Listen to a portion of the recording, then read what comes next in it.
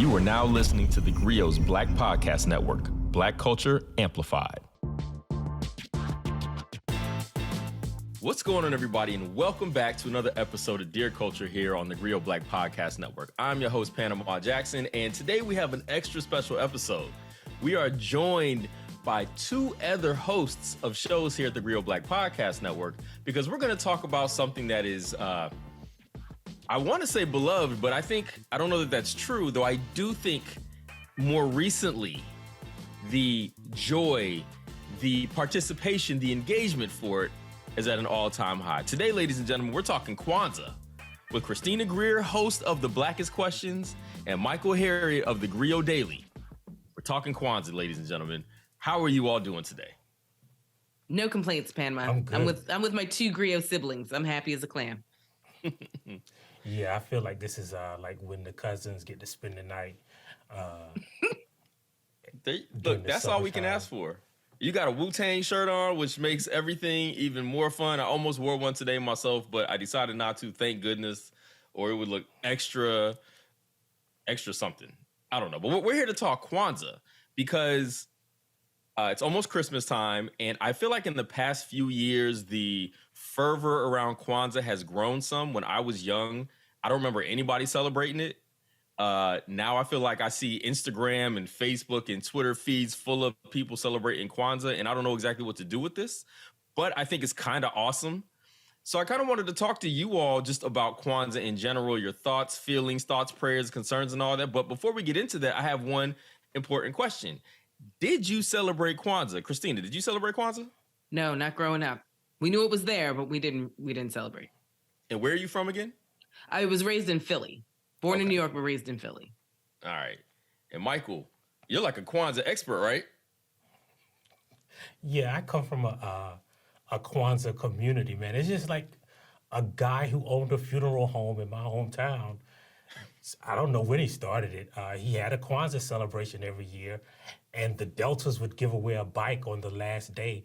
But because my family didn't celebrate Christmas, we were always a Kwanzaa family, but like my whole neighborhood would be at the Kwanzaa thing. So I didn't know that it was not really widely known until I was older.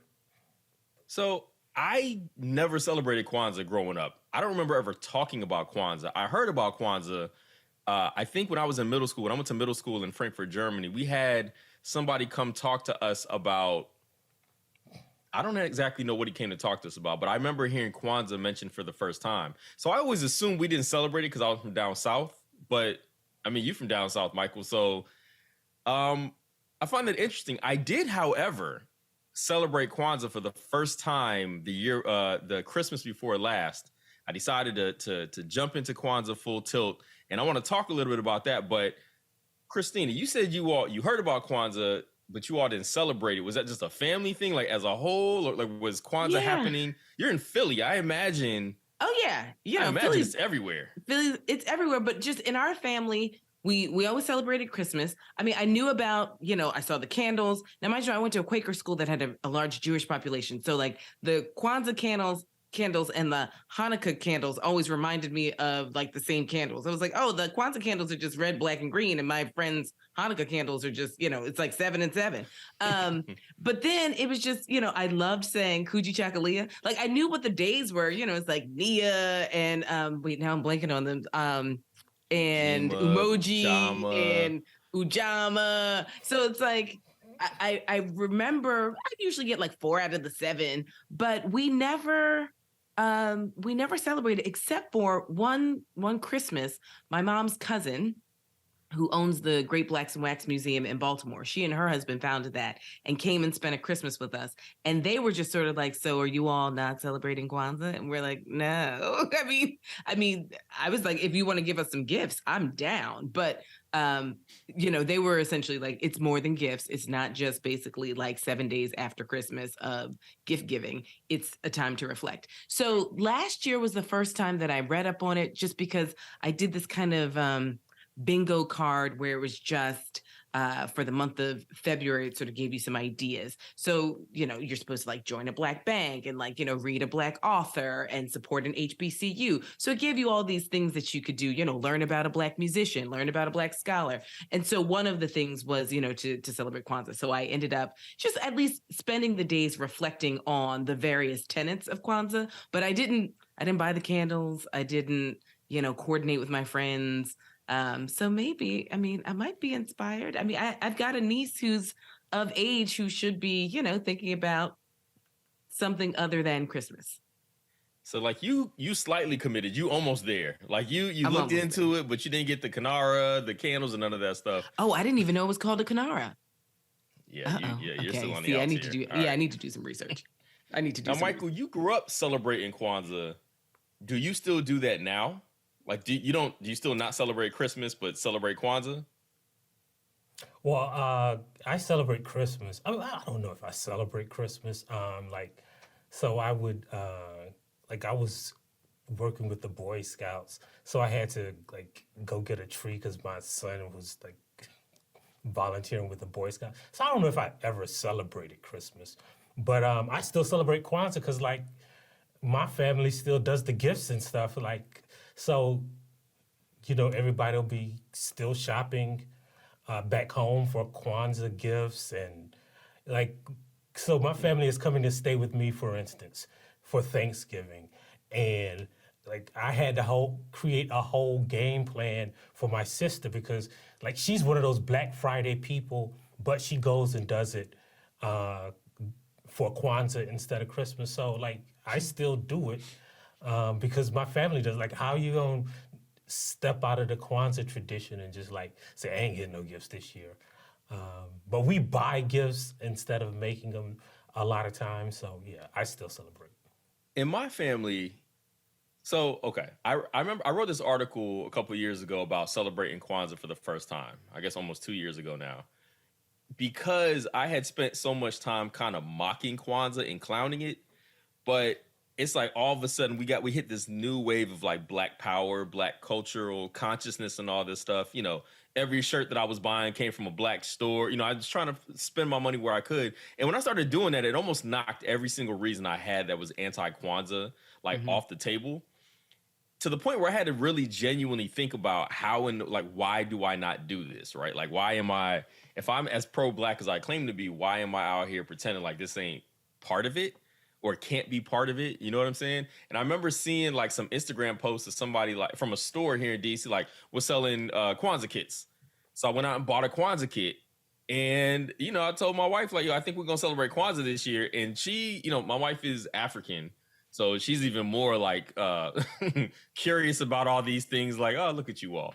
But we decided to do it. And as we're like engaging in the 7-day practice of, we're sitting around talking about it, having these discussions, even with the little kids. I'm like, I don't know why I never did this. Like, it doesn't really require much of me. Like, we haven't gone to any, there's no funeral homes for me to go hang out at to celebrate Kwanzaa that I know of yet. But, I'm kind of, it's so interesting because I feel like there's still a bunch of Black people who are kind of anti-Kwanzaa or view it as like a competition of Christmas. And it's like, if you do one, you can't do the other, or just like a lot of us do, and we don't understand something, we just like don't want nothing to do with it. But I really think Kwanzaa is probably one of the Blackest things that you can do. And it's 100% celebration. Like, why do y'all think more people don't celebrate Kwanzaa or aren't more invested in trying to celebrate Kwanzaa? I mean, Panama, that exists. Yeah, I think you tapped into something because, I grew up in a very Black household. My parents are both Greeks. We grew up, even though I went to white schools and white neighborhoods, it was like Blackity Black people in the house all the time, Black art, Black music. It's like, you are Black, you will not do what these white kids do. I mean, it's very clear. But when it came to Kwanzaa, it was just sort of like, we already have Christmas. So it was just sort of, we had our thing. We don't need this extra thing. But Michael wrote a piece that I read. You wrote this a while back for another publication we won't name. But, the excuse that people always say is like, oh, it's a made up holiday. And you wrote, well, every holiday is a made up holiday. Like, so I'm curious, is it because Kwanzaa's a more recent made up holiday, but it's like, we celebrated Sweetest Day and Valentine's Day in school. Like those are completely made up and they're recent as well. They're just money making schemes. So I think that there's the root of your question, Panama. I feel like there's just a lot of anti-Blackness that Black people have. And sometimes we know we have it. Sometimes we don't know we have it. But like when it comes to Kwanzaa in particular, there's something that's like folks like make fun of it because it's like, oh, now we got the mud cloth and you're going to give me some berries and, it's just like coins or whatever it may be. But I think it's time for us to kind of investigate why it is, and maybe it's a generational thing for those of us who grew up kind of Gen Xers, why it is that some of our parents who were very invested in making sure we knew we were Black and like had Black friends and were in Black spaces were sort of agnostic when it came to Kwanzaa.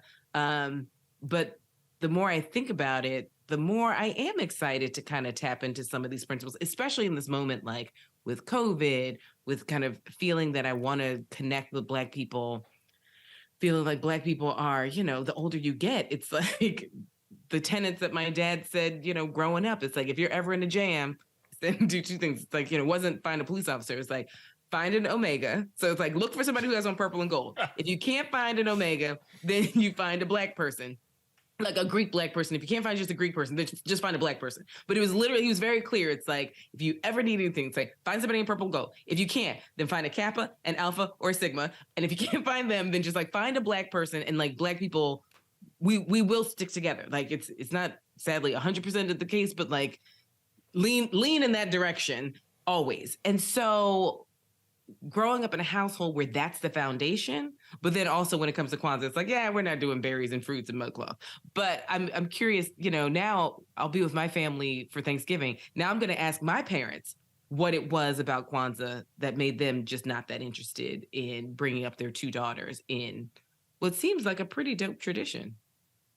Yeah, I mean, I read all of, Michael wrote like this series of Kwanzaa articles about this. I mean, it effectively sounds like church revival, like 7 days a week, just with like a canara of candles, like with it's not Jesus necessarily. It's just these Black principles that really, I mean, they're Black because they use Swahili words to point them out, but they're really just a bunch of principles that you can literally just abide by as a community. That seems like it would be fairly dope to spend like 7 days actually investigating that as a family or as a community and how you can be better at those things, right? Like, is that what it was for y'all, Michael?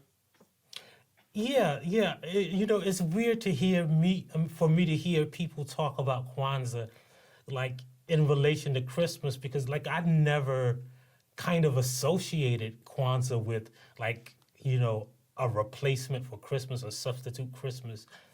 It was just, but I also didn't associate it with, and might sound strange, with Blackness, right?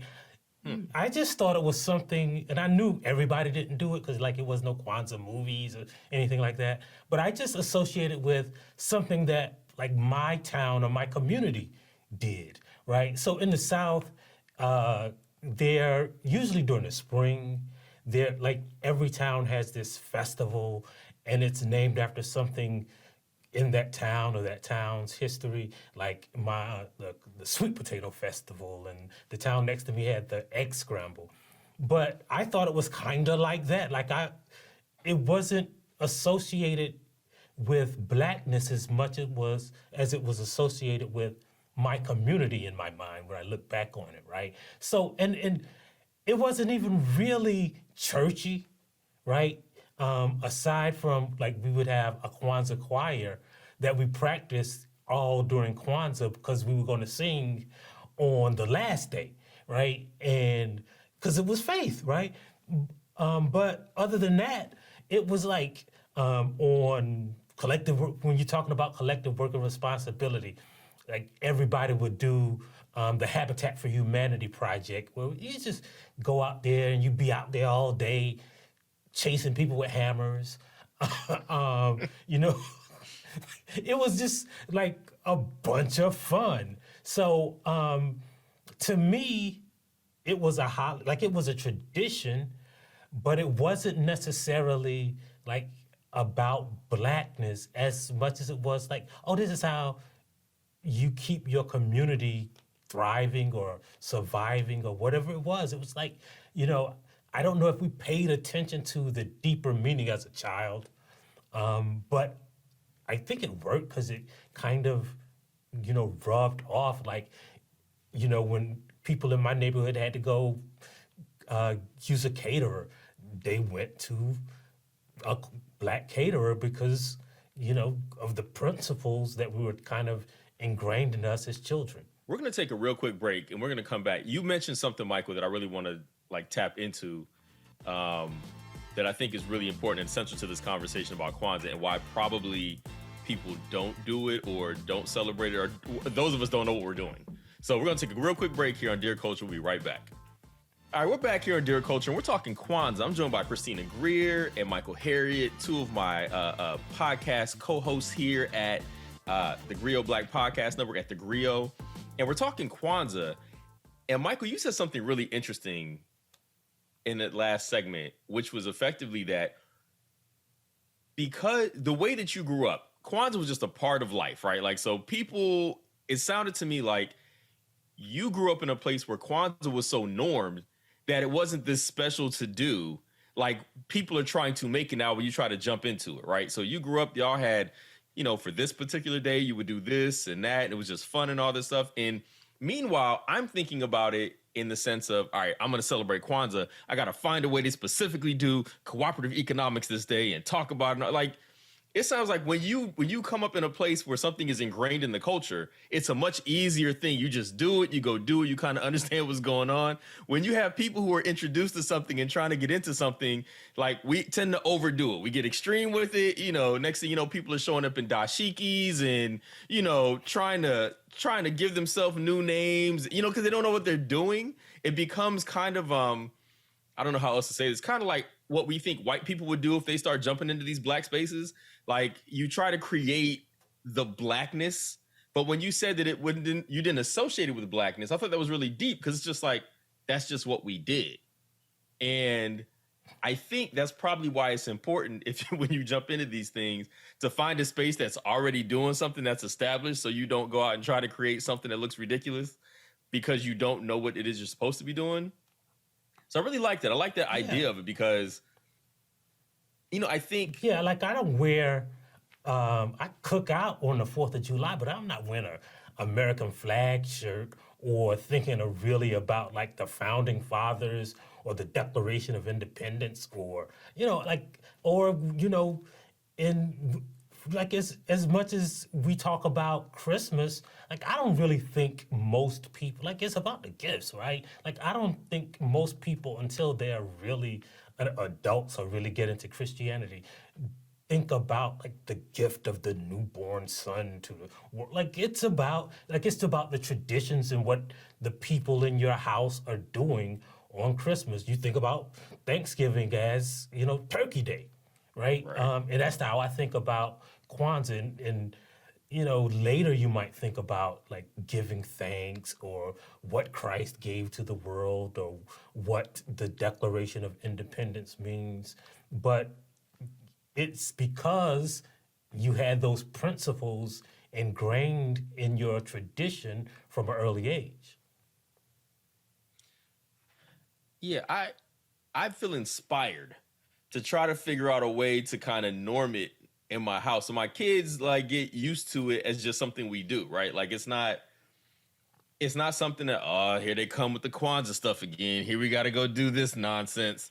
Everybody sit down at the table, light a candle. Like I want it to be something, like I guess I got to find a community of people that do it. So what I tried to do when I first started celebrating was I reached out to one of my best friends. I'm like, bro, I'm going to do Kwanzaa this year. You should do Kwanzaa this year too.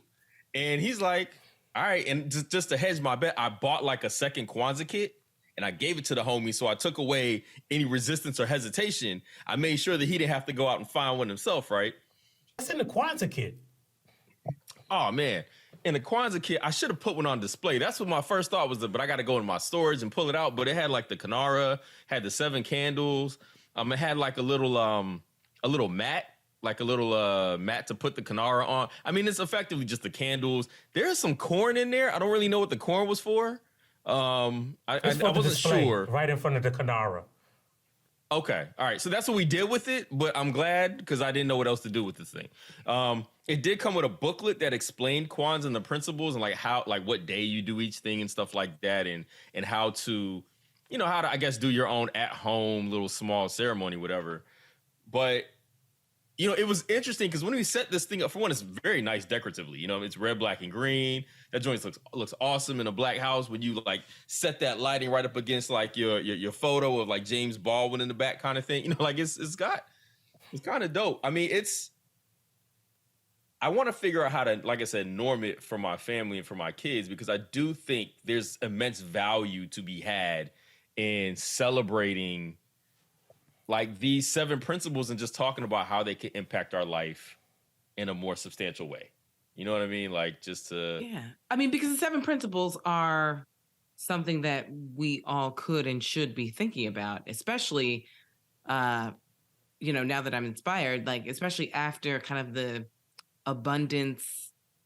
It's not even abundance. Sometimes like the overindulgence of Christmas, just this constant consumerism of Christmas. It's nice to kind of sit back and think about purpose and community and creativity and sort of the tenets that don't involve hyper spending, because, there's not just Black Friday, but now there's like, Black Thursday and Tech Tuesday and like all these other ways for us to like spend money as opposed to spending time with community. So I think I like this idea of kind of like slowing it down and getting back to a foundation. If somebody was to say, listen, I'm interested in celebrating Kwanzaa this year, how do I get started? Like, what should I do to get my Kwanzaa on this year? Yeah, I think instead of like thinking or trying to go deep into the principles, like do something with the principles that like kind of caters to your family. Like, for instance, like here's the thing, like everybody in my neighborhood who could rap or sing or like dance or do anything on Kumbh Day, they were like they had a talent show, right? So I'm a dance in the Kumbh show, or I'm a rap or rap in the Kumbh show. What did you do in the Kumbh show, Michael? Well, I always my family had like a little band, and all my cousins played drums and instruments. But I did rap in the Kumbh Day. I had a rap group. Me and my best friend, we rapped in the Kumbh Day show. I'm sorry, you can't. You got to stop right there. What was the rap group name, and is there any of this on tape? Yes. I literally was having this conversation with one of my friends a couple of weeks ago, because he says that he has a tape because first of all, I want to point out that we did win the Kumbh show. Came in first place in the Kumbh show. I think I have that on my resume. But my crew was named El Crew, which in Spanish means the crew. And that was back when Spanish was real big in hip hop. But so we would do that, and then like they would take the little kids out in the vestibule and the art, because we had our art teacher in my neighborhood was Black, so she would like do finger painting. That's the first time I ever saw the people make the turkeys with the hands. Like they did all that on Kumbh Day. So stuff like that, man. Like there was always like the adults would vie to be like the most successful person, because the most successful person in the neighborhood, they would come and speak on Nia Day, right? And I remember when this dude, he bought this car dealership, and it was like, oh, we know he gonna be the speaker on Nia Day. So it was stuff like that, right? Like I don't even know if we was like, this is about self-determination or this is about purpose. We were just those activities were kind of ingrained in, oh, this is what we're gonna do on this day. And we would sometimes come up with new activities, but really everybody was there for that last day when the Deltas gave away that bike. This is See, great. I like that idea of it where it's just such a part of the community that like you have a talent show on Kumbaya Day. Like everybody knows to show up. Like you get ready for that kind of thing, right? Like it's something you probably prepare for well in advance. You don't wait till the day after Christmas to get ready to go, right? Like it's something that you think about. Like it's just such a part of what's happening. And I guess I got to figure out how to do that. Like I like that idea. Like instead of sitting around talking about purpose and unity and all that, you find an activity or something that genuinely like celebrates that. And if you end up talking about it during the course of that, I guess that makes sense. But you're doing something that actually speaks to those different pieces of it. But I think that's also something you get with experience, because if you've never done this before and you buy a Kwanzaa kit, you know, you open that Kwanzaa kit on the day after Christmas. So you like, all right, well, I got my kit out. Let me lay everything out. I do it. I light this candle. All right. So what are we supposed to do? Okay. All right, y'all, let's unity. What does that mean to y'all? All right. Like you know, you kind of doing like a dollar store version of it where you seem to y'all had like the fully fleshed out version, like the societal norm version of it. Like there would be like recruiting for crews. Like if you were the best singer in the neighborhood, they would be fighting over you. Hey, you should be in our group during on Nia Day, or like or it was just kind of ingrained in you in those kinds of activities. Like people have little talent shows and they ask people to be singing on the steps, you know. I think those kinds of traditions kind of ingrain the meaning and not vice versa. Like the meaning determines what you're going to do. It's like, oh, this is, you know, Kumbaya Day. We're going to sing. So I think it is, and I think it's really kind of, the great thing about Kwanzaa to me is it's kind of takes that purpose and those principles and ingrains them in you, not just as a thought, but as an action. Like you do something and you know why you're doing it. Mm-hmm. And I think that's the interesting thing about Kwanzaa and Kwanzaa celebrations. I feel like you've given me some ideas. I mean, I don't know if I'm going to pull off a talent show this year, but I can put that on the books for the homies next year. But gathering, I actually might look for like a Kwanzaa celebration. I'm in DC. There's got to be Kwanzaa celebrations. I mean, come everywhere. on. Busboys are poets, I'm sure. I mean, listen, you got your own little Jackson 4, you know, like you can put together your own little group, you know. So forget about the Jackson 5. We got the Jackson 4 2.0. So there are lots of things. I'm usually traveling, but I'm thinking about ways that I can do like a portable Kwanzaa. So let me ask you a question, Michael. Was it, you were in a small town in South Carolina. I think you're close to Florence, right? Like, do you know if this was like you all celebration, this kind of stuff was common all over the place? Like South Carolina, I've always viewed as one of the blackest states. I know it's one of the few states that had like a majority black population at one point. Like there's a ton of black history. So maybe do you think that perhaps where you're from, the historical like import of the state kind of lends itself to this type of stuff? Like, do you know that did everybody you grow up with from other places, whatever, like, was everybody doing this? So I don't know if everybody was doing this, because like my cousins, I think I wrote about a story where like all of my cousins were staying with us for Kwanzaa because they love the Kwanzaa thing too. But I know they did it in like nearby towns, because like one of my stories was about like going to Florence to see my cousin.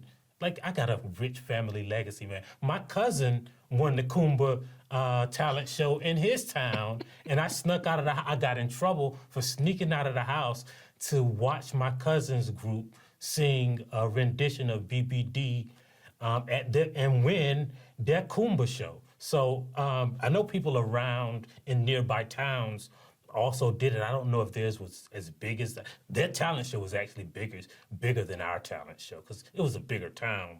But I thought it was something like, it was a community thing. Like, ooh, I'm gonna go to the Florence Kumbaya show this year because my cousin is performing in it. So again, I thought it was like a neighborhood thing, like neighborhoods get together and have Kwanzaa celebrations, like neighborhoods get together and go caroling as far as I know, I thought that was something people did for Christmas because I saw that on TV, right? So I thought I ain't never see nobody going around with ad hoc choirs singing door to door in my neighborhood, but I saw a bunch of people fighting over Kumbaya Day groups. So it was just like how I grew up.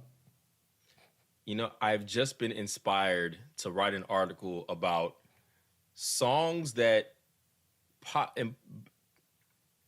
Black popular songs that could also be Kwanzaa carols. Like LL Cool J Paradise, for instance.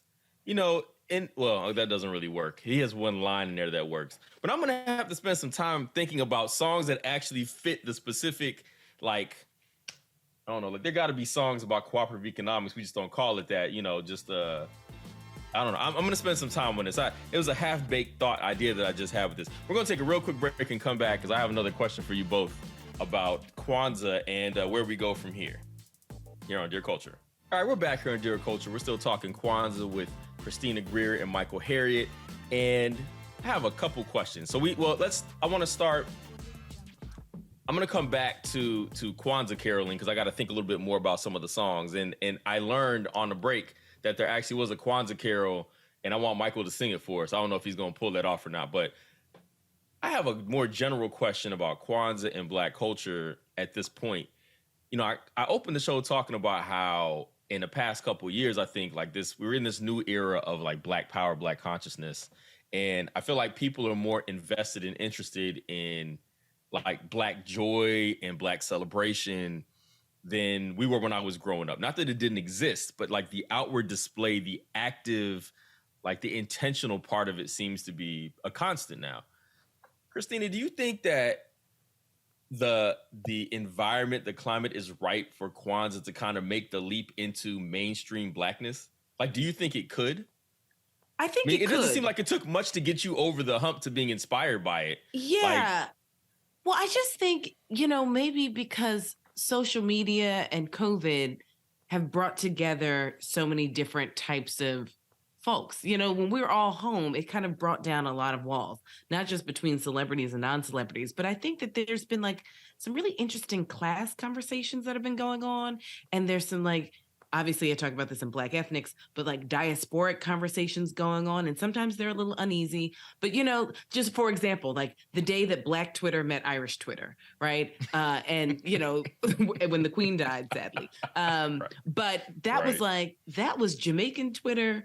Like that was the Caribbean Blacks, that was the continent of Africa Blacks, and it was Black Americans, all had something to say about England and the UK more broadly. And it was like, oh, it is like meeting your long lost cousins. And it was feeling like a little sleepover-esque. Like, this fits. So I'm excited just because I do think that some of it is wrapped in, that kind of like, this fake kente cloth holiday. Like, we don't really know that part. It kind of felt, it felt like that episode of Good Times when Thelma was dating the African dude and they all had jokes, but it felt fake. It just felt like she was kind of trying on something that wasn't real. And that's what Kwanzaa initially felt like, I think, for me and a lot of the people that were in my set growing up. But this just feels like, I think as Michael said, it's not just about the words and memorizing the principles, but like putting them into practice. And I think a lot of us are interested in building community. I think a lot of us, we saw this with during lockdown, like the creativity of Black folks, not just online, but when people were like making things or making masks or just making whatever it was to sell. And we were really clear. It's like, we got to support our own, because if we don't, then who does? So, this larger movement of, even buying Black. So I'm excited because I think the journey that I'm on, that I've been on for a long time, is like to just constantly build community with Black people. And I'm very clear, I tell this to my students, my colleagues, everybody. I'm like, there are two things I care about in this world: cities and Black folks. And so it's like, I study cities because cities usually have Black folks. But like, at the end of the day, I care about all different types of Black folks. So this is just another way to build community and build connection with Black folks. And I mean, if I could learn something, I could learn something.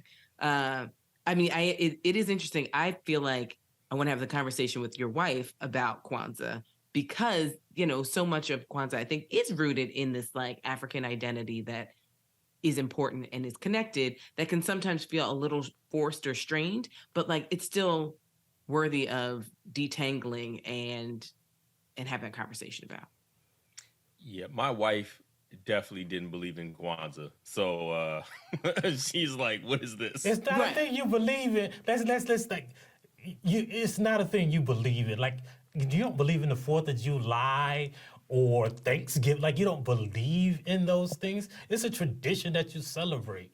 Like, I don't know Well, if I it's think a so. thing What that you're you saying, though, believe I in. think is where a lot of people just get lost with it. I don't know if the messaging for Kwanzaa just hasn't quite like landed the way that it needs to, or if all the people we see, like the outward displays of quote unquote Kwanzaa, have been a turnoff for some people. Like, I genuinely am curious about why more Black people don't celebrate, because everything that you said makes so much sense. It's a tradition, celebration, finding ways to be intentional about some of the things that you're doing in the community. It's community centric. It's a community event. It's like a 7-day community event at that, right? Like, it's basically a week-long celebration of, whatever you turn it into.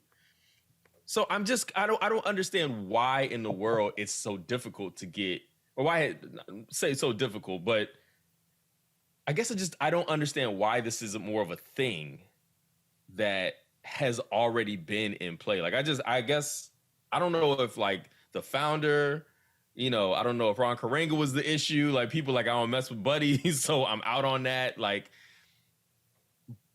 I don't know. I'm curious. Like, do you think, Michael, that this is a good time to try to get more people invested into Kwanzaa because of how Black we all seem to be, how intentional we all seem to be with our Blackness nowadays?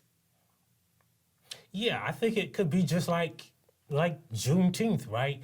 Once you knew it existed and what it meant, then you could get into it. And I think Kwanzaa is the same way, because I mean, if there is such a thing as believing in Kwanzaa, then I think all Black people believe in Kwanzaa. Everybody believes in self-determination and purpose and creativity. Like, so I think kind of being intentional about doing things that you already believe in, or setting aside a time to be purposeful about doing things you believe in is easy. And I don't know if it has to be even elevated. Like, to me, it's kind of like a high school homecoming or something like that. Like, it could be. It doesn't have to be a thing that you always did. It could just be a community thing or a family thing or a group thing.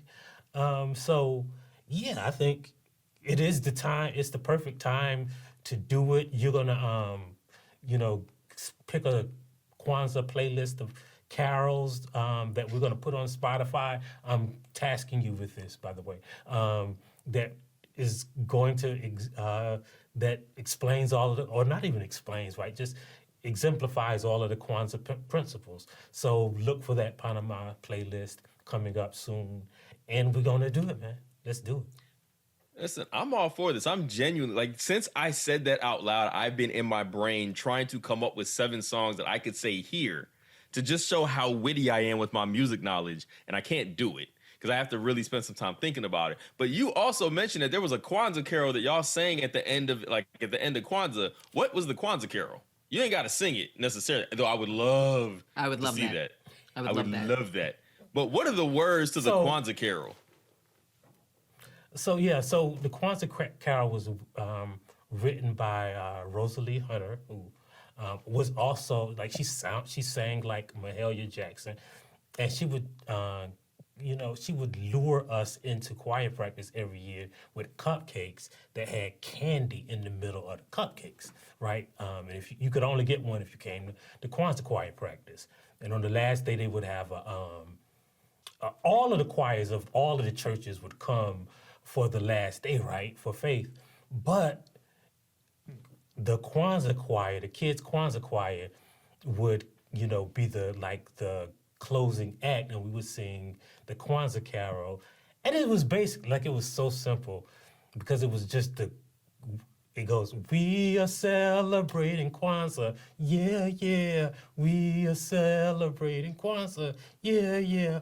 We are celebrating Kwanzaa and all the principles. And then she would pick out 7 kids, and they would be like sing a half a solo, like Umoja is unity, and then the next, then you'd sing that first verse again, and then the next you'd sing out the next day. But that was the Kwanzaa Carol, man, and I love that song, man. I could not wait every year to be on that Kwanzaa kids Kwanzaa choir, boy. That was, it was mostly about the cupcakes, but there is, besides Teddy Pendergrass, Rosalie Hunter. I think she probably made the first Kwanzaa carol. I feel like I gotta go on like one of these streaming services and just type in Kwanzaa and see what comes up. Because I feel like there's got to be songs. Like, in fact, because I have little children, I often try to find songs that both my kids can enjoy, but also like have some 808 to them.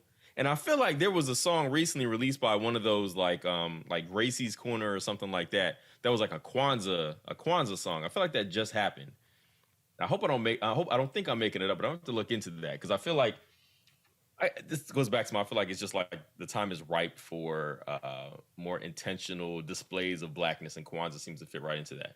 Hey, I'll give you one more little tidbit. Like I have a friend who was in the Kumba Day talent show one year, and it was a girl rap group, and they did a rendition of Queen Latifah's UNITY, but they did UMOJA. That's great. That's solid. I have too many Kwanzaa stuff. Panama, put that on the playlist. Yeah. That's solid. As soon as you said Queen Latifah, I was like, UNITY, right there. Right there. It was just waiting. It was just sitting there waiting. Man. Well, I think this dovetails beautifully into, my very first op-ed that didn't get published was a tribute to Queen Latifah and the brilliance and genius that she is as a rapper, singer, actress, crossover, model, talk show host, all the things in Panama. I know you just wrote like a Queen Latifah post, but I feel like we don't talk about Queen Latifah enough. Like the fact that we can say UNITY and it's like Queen Latifah, and you're talking about unity in the 90s, like in a just a totally different plateau than anybody else. Ugh, I love this woman. Surprisingly, that Queen Latifah article gets shared like every week. Every week I get some Twitter notification of somebody else sharing that Queen Latifah article. Like that thing is traveling. Well, like I'm not saying it's doing millions, but it just keeps every week.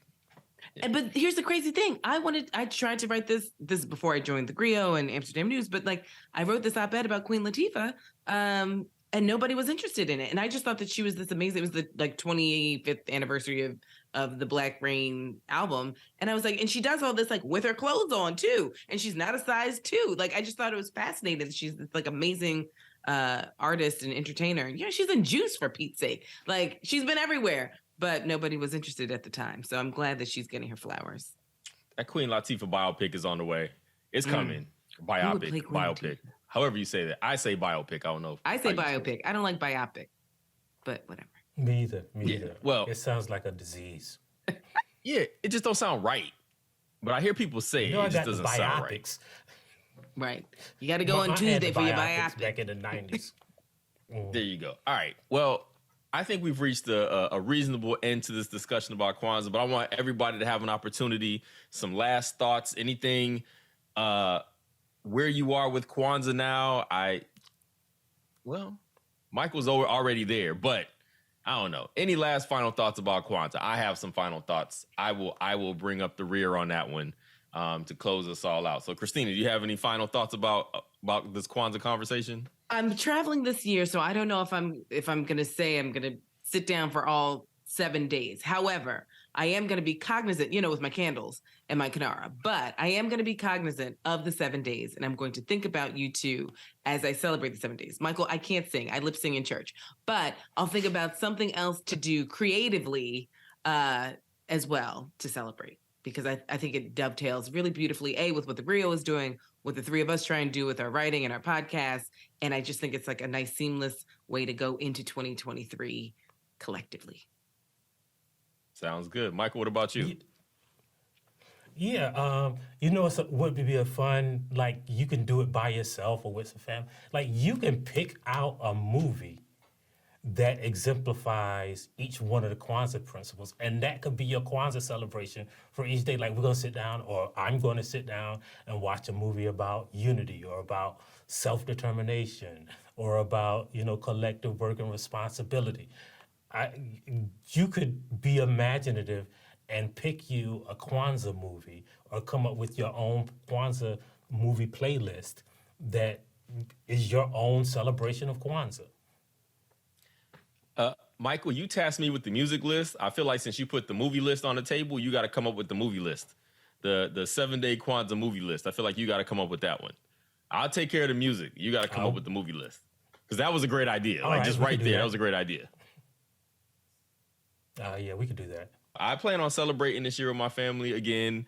I will try to find new inventive ways to actively do it, as opposed to just the sitting down at the table, lighting a candle and trying to talk about unity with a 6-year-old. Probably would land a little better with some specific intentional activities and things like that. So I've been motivated in that way, and I hope more people participate. I mean, it's a 7-day celebration right after Christmas that is literally full of principles that I think we can all know, love, and appreciate. And I think as a Black community, there's no reason not to engage in something that all brings us closer together, that has unity literally as one of the principles. So, hopefully maybe we can get Kwanzaa to be more of a popular, more of a commonplace occurrence in the Black community. Because why not? Why not? Why not? All right. Well, I want to thank you all for being here on Dear Culture, which is an original podcast of the theGrio Black Podcast Network. I am your host, Panama Jackson. The show is produced by Sasha Armstrong. Regina Griffin is our managing editor of podcasts. I want to thank Christina Greer, Michael Harriot for joining us for this conversation. My name is Panama Jackson. Have a Black one.